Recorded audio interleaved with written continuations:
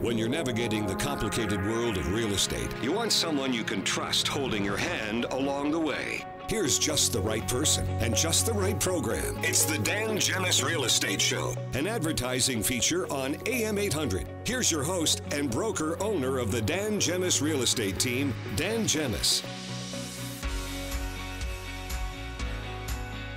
Good morning, everyone. Happy Sunday morning. It is, what's the date today? 14th? 14th. It is Valentine's Day. Every woman in the world knows this date. Yes.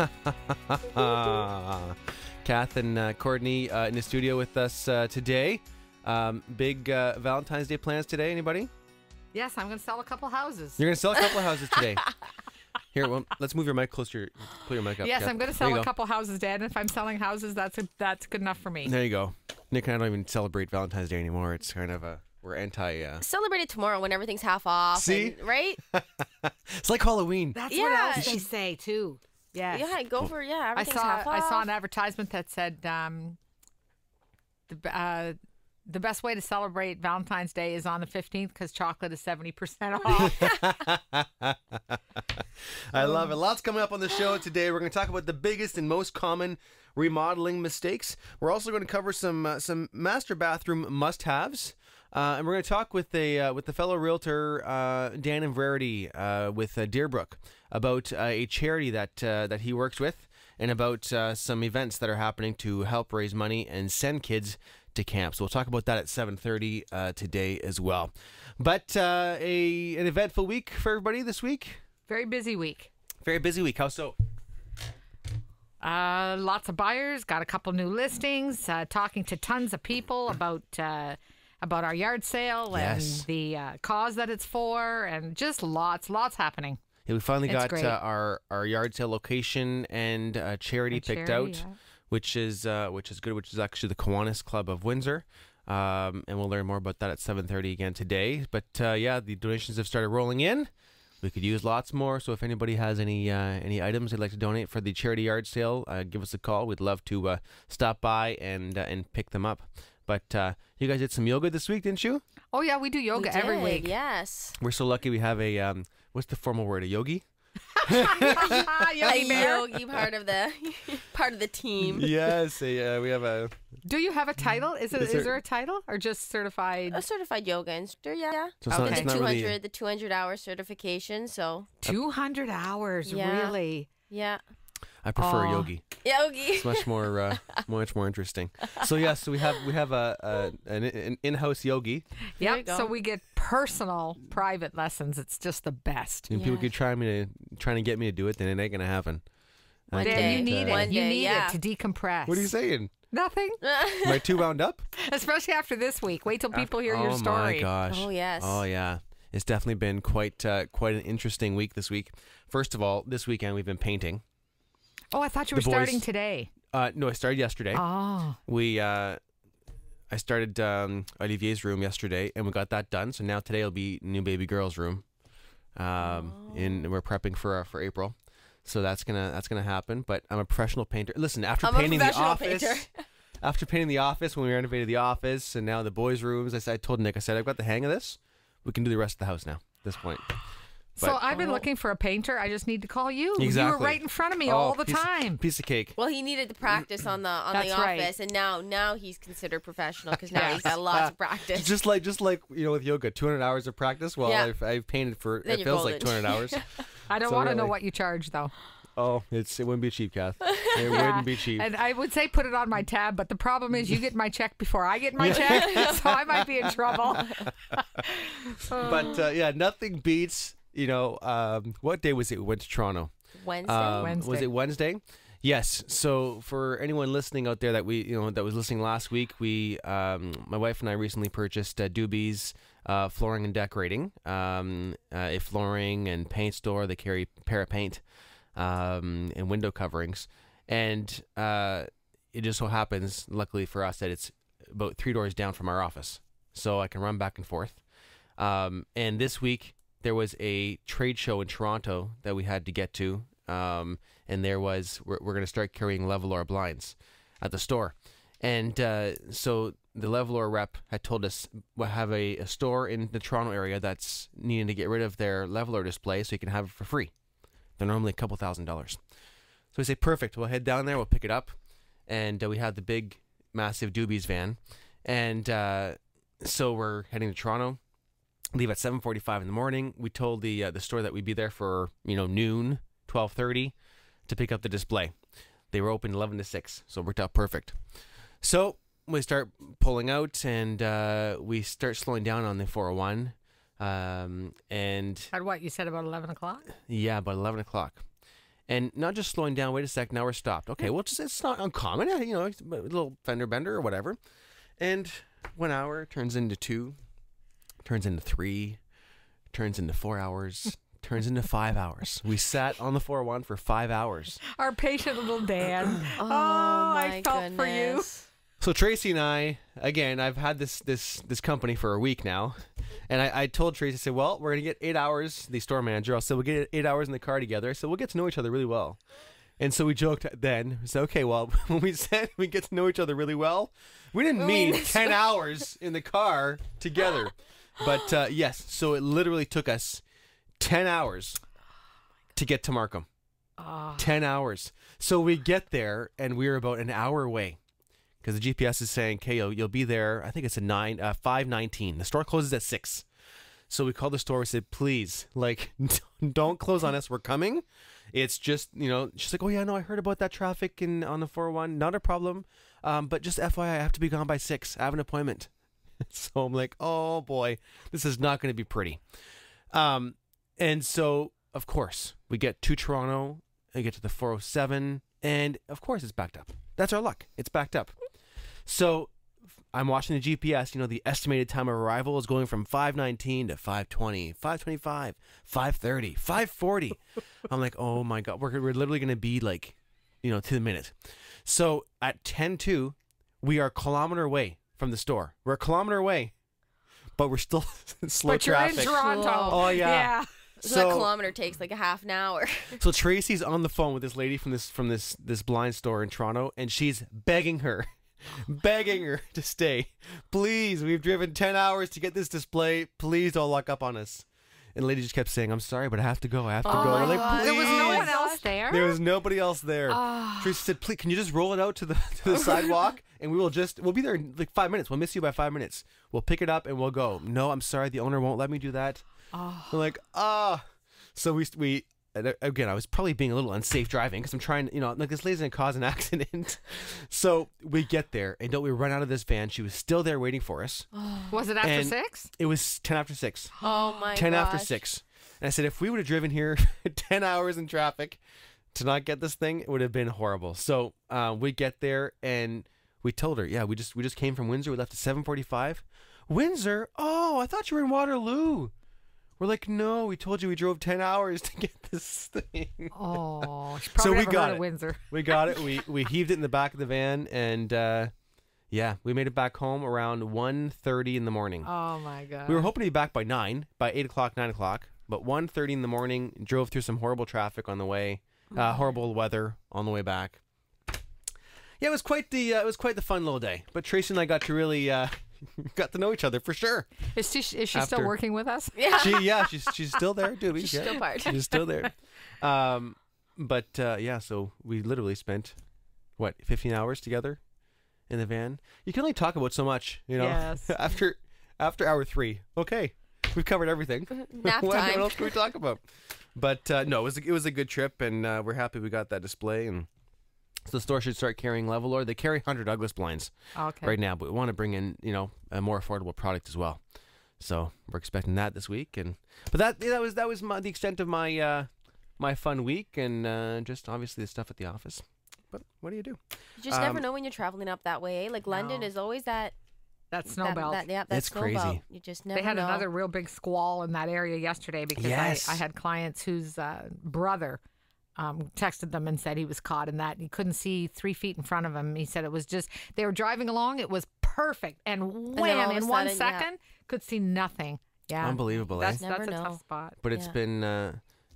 And I have to say hello to everybody who stopped in at the store at Doobie's this last week. People are listening to the show. Oh, and good. One couple walks in, and they had the bag. They're returning stuff coming to exchange some paint. I'll get the story out eventually. But they were coming to get some paint from the paint store. And she looks over and she says to her husband, honey, I think that's Dan Gemus. and I heard her, I said, hi there. She says, are you Dan? I said, I am Dan. She says, oh my goodness, my husband and I were just talking about how we were coming to the store and we were hoping you'd be here and we didn't actually think you'd actually work at the store. I said, well, I don't, my real estate office is down the street. I'm just here this week trying to get things, organized. I said, I don't typically intend on being here every day, but I gotta get Sue's on vacation there, so yes. I was the lucky chosen one to drive her there at 4 a.m. over to the States, and coming back over because we had our Volt. The guy at the border started talking to me about the Volt, yes, and about the Dan Gemus team, and started talking about you. So didn't even ask me really about what I was doing or whatever, and we had a whole blown 15-minute conversation about the Volt and real estate and Dan and how he's heard great things about you and Doobies. I'm sure the line behind you really enjoyed that. Yeah, really appreciated that. Cool. Oh boy. So that was yeah. Oh, I hear buzz neat. All the time. I just don't tell Dan everything I hear because his head might not fit through the door. So I just tell him one or two nice things. That's what Nick always says at home. She says, "Honey, you get enough from everybody else." I said, "I know. Listen, it's what do you do? I got the best staff in the world, the best team in the world. They just." Oh, well, you pay us, funny. Remember, Dan. You pay us. We got to keep telling you nice things. Yeah, I know. We're pretty lucky. We have some pretty amazing people on the team. Okay, when we come back, we're going to cover the biggest and most common remodeling mistakes. Oh, lots more to come. Oh, it'll be interesting for sure. All right, so we'll talk about that right here on the Dan Gemus Real Estate Show. For real estate service you can count on, call the Dan Gemus Real Estate Team. For real estate advice you can trust, you listen to the Dan Gemus Real Estate Show, a paid program on AM 800. Here's your host, Dan Gemus.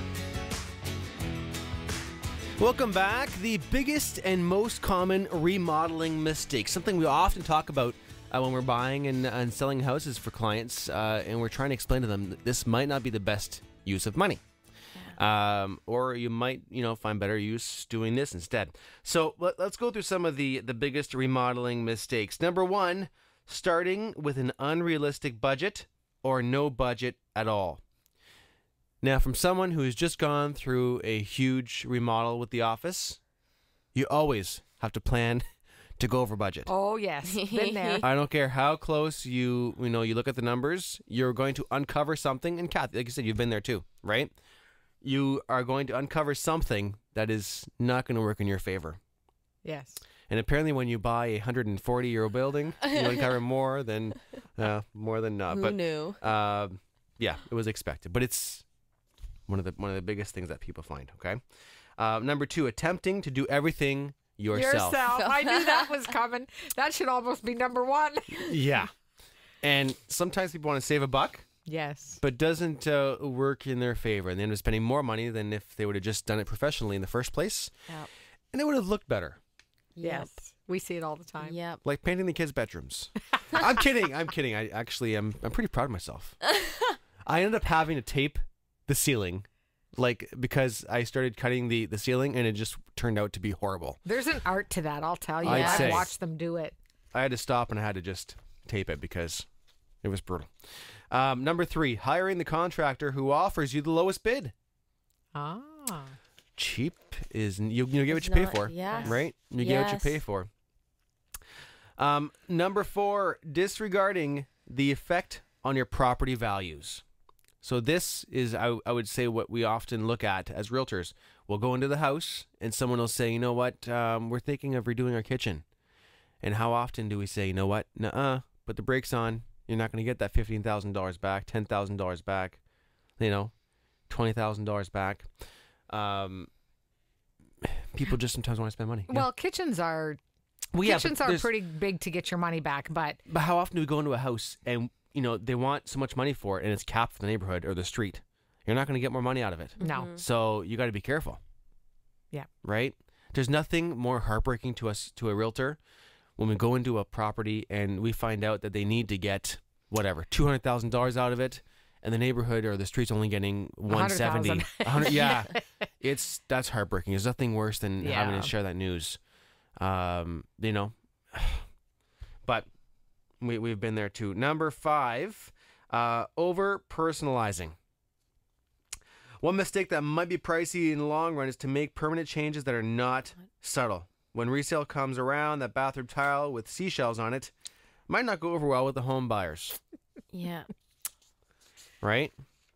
Well, everything goes through stages, right? And we show a lot of properties that were probably absolutely top of the line in their day. Yes. Right? And now the I don't want to get too personal on some houses, but now a lot of the decor we laugh at now. Like we go in there and go, oh, look at this is the 70s, this is the 60s, right? Oh, listen, and even some of our houses have, the same thing, or parquet flooring, or which, Yeah, and that was big in the time. Well, exactly. It's at some point it was huge. And so it's not uncommon. It's just a matter of, we're in there to give advice, and we're going to advise people on what to do or what not to do, or just, a heads up that this is not the most popular thing you need to paint or whatever, right? Even paint colors. Oh, paint colors are big. Oh, yeah. With the blue tubs, the black and orange bedrooms, and the pink that glows before you open the front door, and it's in the back of the house. Yeah. You got it.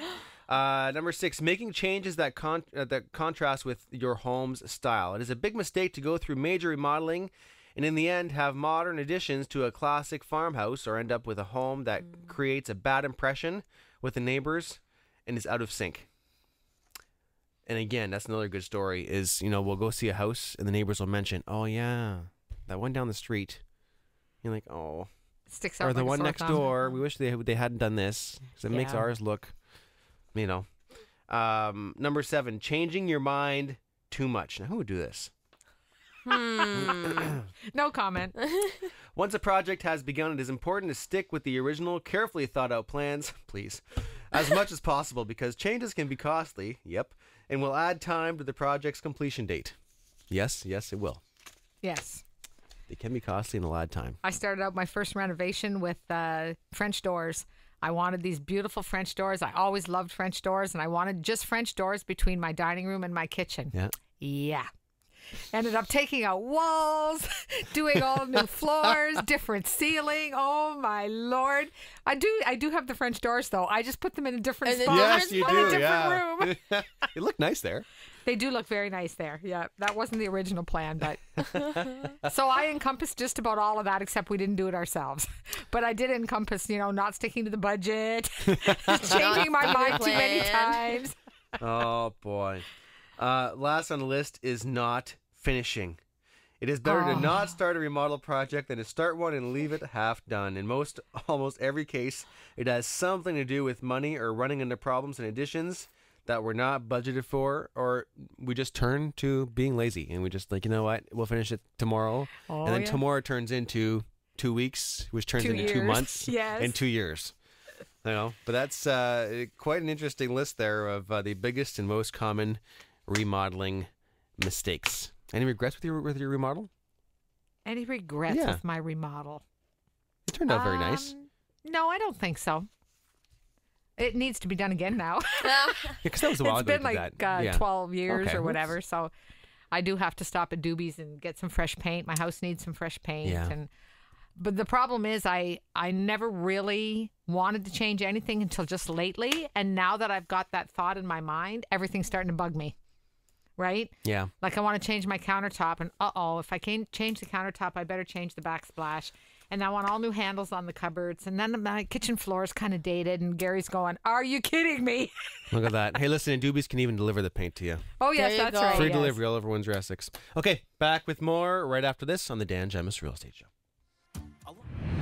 To make better decisions when you are informed of what's going on. Real estate is often the largest investment you'll ever make. You want a real estate team you can trust helping you along the way. And definitely be able to make better decisions because of it. Welcome back to the Dan Gemus Real Estate Show, an advertising feature on AM 800 with one of the most trusted realtors in Windsor, Essex, Dan Gemus. Welcome back to the show. About a month ago, the Dan Gemus team was approached by a fellow realtor in Windsor, Essex to team up for a charity event coming up. And that fellow realtor who's with us right now is Dan Inverarity, a sales rep with Deerbrook. Good morning, Dan. How are you?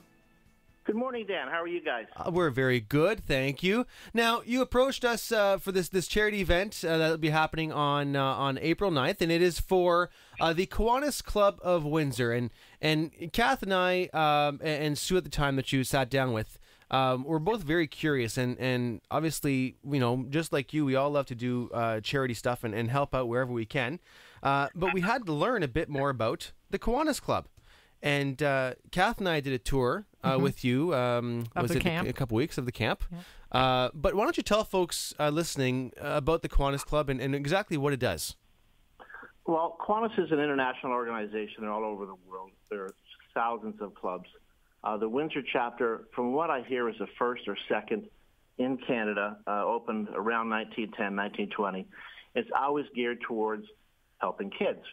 And the club worked their way through all the way to the 1940s. And right around the Second World War, after the Second World War, some money was donated, and they bought a bunch of land out in Oxley, and they built the camp for the kids. And it's been operating ever since then. Probably 30,000 kids have went through that camp since the 1940s. Probably a lot of listeners right now were at the Kiwanis camp. So it has a long, long history. But as most service clubs, they get into trouble. Right? Younger people don't want to be involved in these things, and you need a lot of members to raise money.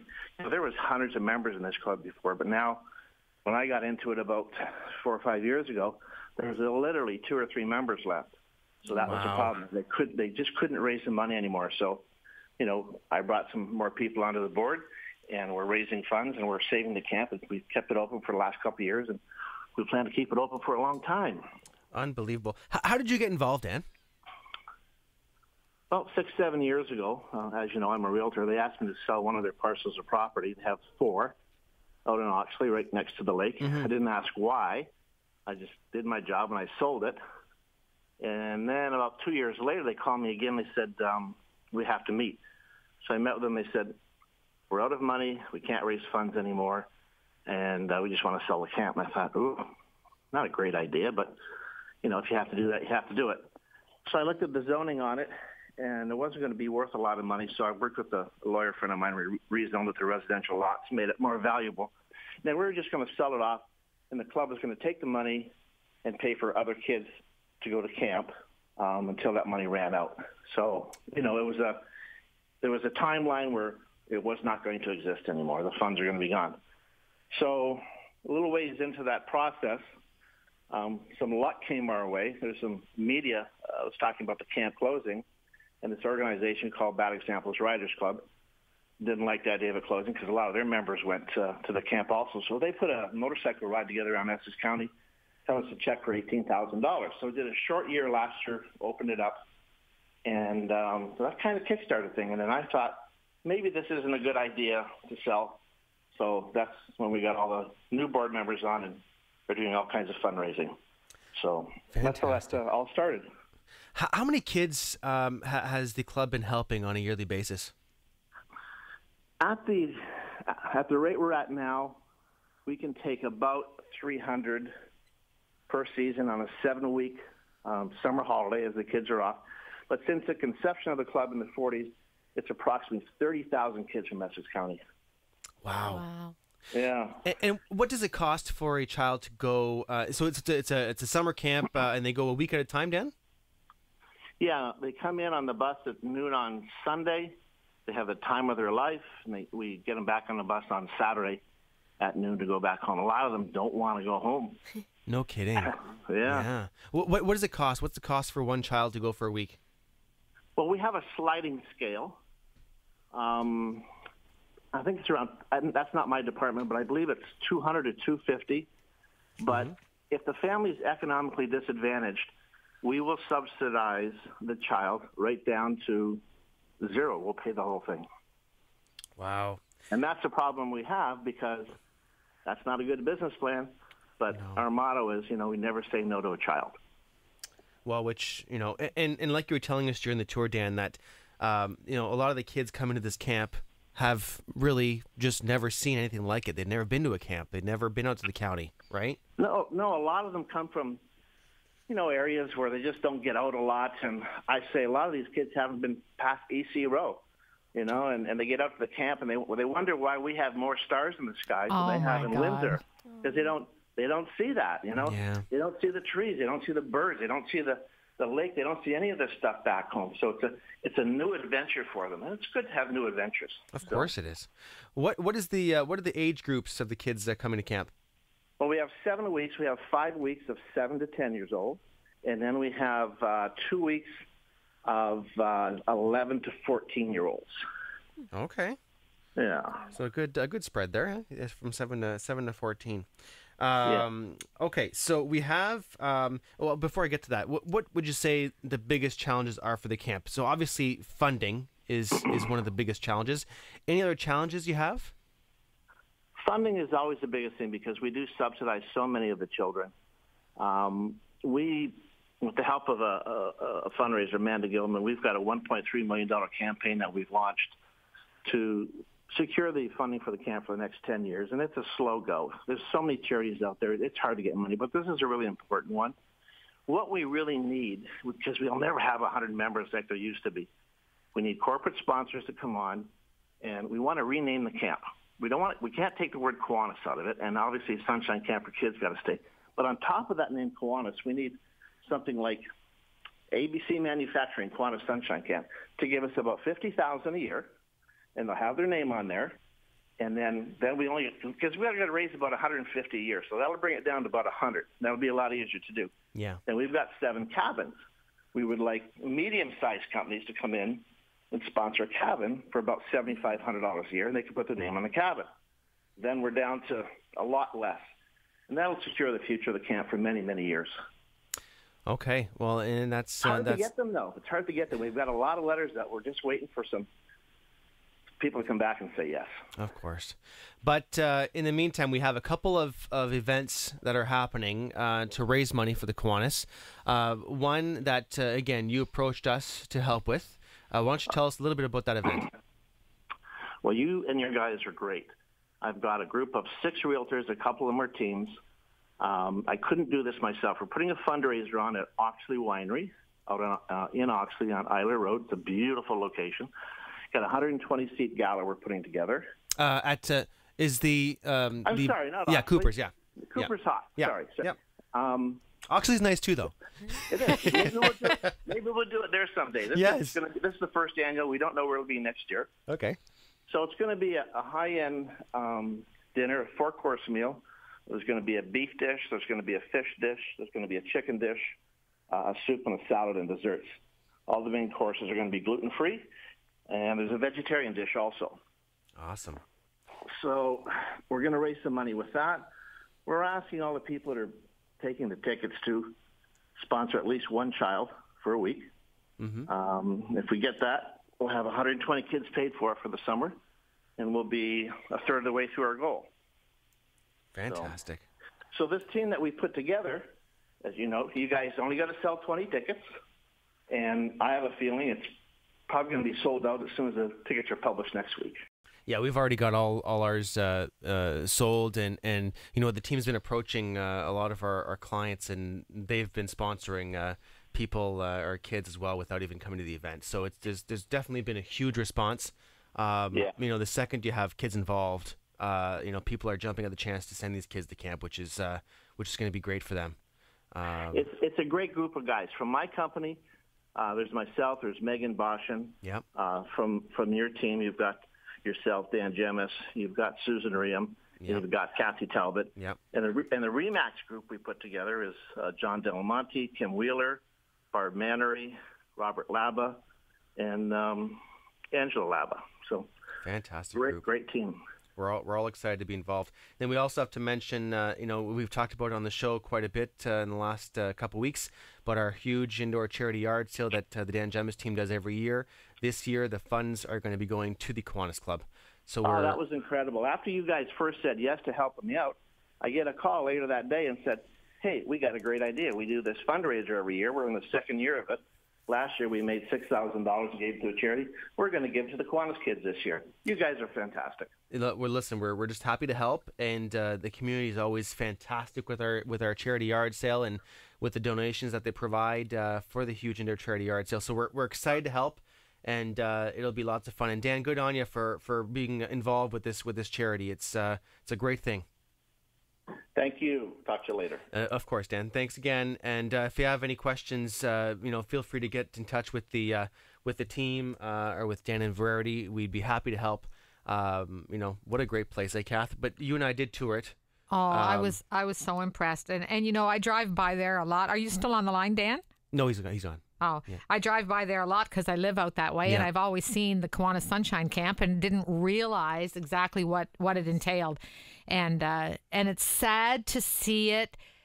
I said this last week. It's just sad to see it getting a little shabby around the edges. Yeah. And these kids are in heaven out there. And our kids are so, speaking personally from most of the people I know, our kids are so privileged. They don't even realize, that some kids don't get this opportunity. Yeah. So for us, it was a no-brainer. Like, let's get in here and help get these kids out here. They have little cabins that the kids sleep in. Yes, there's a beautiful in-ground pool. Oh, yeah. And there's a great big, it's almost like the old community center or something. Yeah, I always think of it like as the old dance halls, but that's what it's like, right? It's really the great big mature trees, the big fire pit area. You're right at the lake. This is in the winter, and it still looks beautiful. I'd love to see it in the summer. Kids need that nowadays, especially with all the technology and stuff, right? To connect with nature and be out there and with other people their ages, and who knows? Even if it touches one kid for the rest of his life. And it's going to touch a lot more than that. But even if it touches one child and changes his life, wow, I love it. It's a great place, a great charity to be involved with, and we're happy to help. If you are thinking that you'd like more information, give us a shout. All of our information is on our website, dangemus.com. You can give us a call, the office 519-566-5565. And again, you heard the name of all the realtors involved as well. You can give them all a shout. Again, Dan and Verity, John Delamonte, Kim Wheeler, Meg Boshin, Robert and Angela Laba. Yep, the Labas. Yeah. So get a hold of any of those realtors, and we can all help with more information on that event. Okay. And I just want to say that even if you cannot sponsor a child, you can either bring something to our yard sale, or you can make any donation at all. I'm sure the Kiwanis would not turn away any donation at all. So give us a shout, please, and help these kids. Yeah, most definitely. And again, the yard sale is a great example. It's so easy. Get a box. Clean out your stuff, call us, we'll come pick it up. Mm-hmm. We will make it easy for you. We'll come pick it up. Yeah. So it's it's fun. In the past couple of years, because this is our third annual yard sale, people will literally take advantage of the fact that we're coming, get the garage full of stuff, and then we'll come pick it up. Yeah, nice and easy. Yeah, all you have to do is box it up. You got it. We have the use of a huge tractor trailer that we have to store all of our stuff in every year. So it'll be awesome. And we're going to raise some money to send kids to camp, which is always a good thing, right? Mm-hmm. Yeah. Okay, there you go. So again, thanks to Dan for that interview. When we come back, we're going to talk about some featured listings, some buyer wants and needs, and we might even get to some master bathroom, cool little... I'm trying to find my thing. Sorry. I will tell you in just a second. And I lost my thing. But master bathroom, cool things that everybody wants in their master bathrooms. Okay? And their en-suites. Lots more to come right after this once I, gather myself and make more sense. Okay? Right here on the Dan Gemus Real Estate Show. Welcome back to the Dan Gemus Real Estate Show, an advertising feature on AM 800. Here's your host and broker-owner of the Dan Gemus Real Estate team, Dan Gemus. Okay, it's time for and now that I've gathered myself and my thoughts are put together, as some would say, others, yeah, others would say that's not the case. Kath and Cord, we have some listings we want to mention, some buyers we want to mention as well. Go for it. Kath, you're first. I have two brand new listings. I have an adorable little bungalow on McEwen. Yes.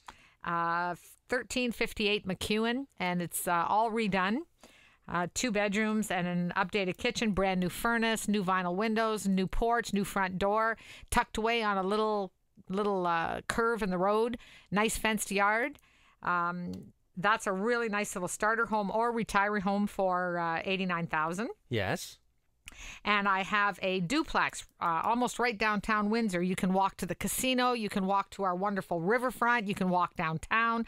And that has been completely remodeled top to bottom, inside and out. It shows really well. A main unit on the main floor with 3 bedrooms, and an upper unit with 2 bedrooms. They both have their own laundries. It's on a double lot, a corner lot, all fenced, brand new storage shed.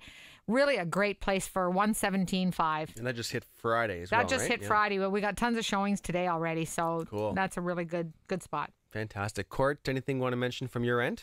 We've got that vacant land there on Grandin in LaSalle. And, of course, plenty of buyers that looking for all over the place. Anybody you want to point out specifically wants and needs? What locations are we after with buyers? Central Windsor and south of Tecumseh. And we have like all of our papers all over, all over the desk trying to. A lot of county again. Yeah. Looking for the county property with not very many neighbors. Yes. Further away. Kath, anybody for me, LaSalle. LaSalle and South Windsor are hot for me right now. I finally found my young people something out East End, so they're very, very happy. But LaSalle and Windsor, and I need a nice ranch in Amherstburg, a nice big ranch in Amherstburg. Fantastic. Should we also mention congratulations to our clients out Harroway? Can we mention it officially? If you would like to, yes. Go ahead. No, it just... No, we can't say anything? Well, it's okay. Is it a secret? No, it's not a secret, but we sold yell from the rooftop? We sold our Go nice ahead. big income property in Harrow, so we're very excited. We're excited for the seller, and because he had it for sale for a little while, and and then we took it on. And Can we not mention which building? It was great. No. And I'm very excited for our buyers because they're a great group of guys, and they got big plans for it, and it's going to be exciting for Harrow, and it's going to be exciting for them. So. Right smack dab in downtown tickled. Harrow, yeah. It's it'll be fun for them. I'm excited to see what they do with it, and it's going to be a nice improvement right on Main Street. Yeah, cool, fantastic, and congrats to them on that. So before we wrap it up here, master bathroom must-haves is what I was trying to say when I was trying to find my paper. It was buried in all of our stuff here. So, supersized master showers reign. According to a House Bathroom Trends study, showers are expanding, with many of the more than 3,000 homeowners recently surveyed saying they plan to upgrade their master showers and increase its size. You know, and we laugh, but when we did our house, the builder wanted to put a jacuzzi tub in the corner with a small shower on the side. We said, scrap the jacuzzi tub, give us a bigger shower. Don't you notice that, Court, in a lot of the houses we go to? Gorgeous big walk-in showers with fancy glass doors and shower heads as big as the sun. Well, not just that. It's amazing. We save money by getting rid of the tub and expanding our shower. So that's one of the reasons we did it, but we wanted a bigger shower. Because nothing you hate more than just standing and, just turning around, rotating on it, Yeah. So a couple of the other big demands or big wants from buyers with their master bathrooms. 55% said they want it to be easy to clean. Really, that's a good one. Easy to store and find. 53%. So I would assume that means like your stuff. So easy to store and find, like a linen closet or that kind of thing. Good lighting. With 47% of people want good lighting in their bathrooms. Yeah. 2-person compatible. So 46%. So maybe 2 sinks. A couple sinks. Which we don't see it that often, but we do see it, eh? Yeah, we see it, and I see some showers with the 2 heads, like one at each end, and I will always want to ask those people, okay, seriously, do you honestly both use the shower at the same time that often? I would assume that not, but it's probably still cool to have the option. I guess so. The option is always cool. I'm going to do a survey, Dan, this week. Yes. And I'll let you know. Okay. There you go. I'm sure it'll be a hugely accurate survey. 3 people are going to Watch, ask, right? This week I won't see one shower with 2 heads. I won't see one just because I'm on a mission. Oh, boy. Anyhow, there we have it. There's your master bathroom must-haves. Okay, lots more to come right after this on the Dan Gemus Real Estate Show.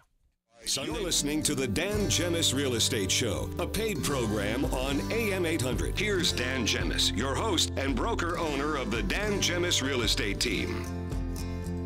Thanks for tuning in today, everyone. We had a good time. Hope you did as well. If you are thinking of buying or selling a home, give us a call. The Dan Gemus team would love to help. You can reach us at 519-566-5565.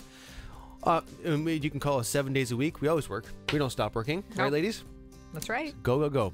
And you can visit our website, dangemus.com as well, or you can email all of us. All of our email addresses are on the website. You can email me direct, dan@dangemus.com. There you have it. Hope you have a good family day tomorrow. Oh, yes, family day. Family day tomorrow. Yes, I'm going back home to paint some more.